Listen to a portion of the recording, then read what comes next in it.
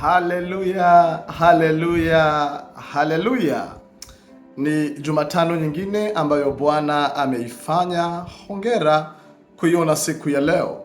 Karibu katika neno la Mungu kutoka kitabu cha Luka Mtakatifu sura ya 1 na mstari wa 25. Hivi ndivyo alivyonitendea Bwana katika siku zile alizoniangalia ili kuniondolea aibu yangu mbele ya watu. Haleluya! Ni maneno ya Elizabeti ambaye alikuwa ni mwanamke mcha Mungu, yeye pamoja na mume wake Zakaria. Lakini Biblia inasema pamoja na kuwa walikuwa ni wacha Mungu, lakini hawakuwa na mtoto.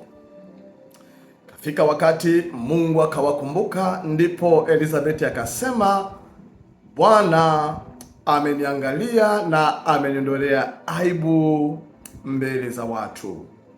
Ni maombi yangu kwa Bwana Jumatano ya leo, Mungu na akuangalie, Mungu na akutazame.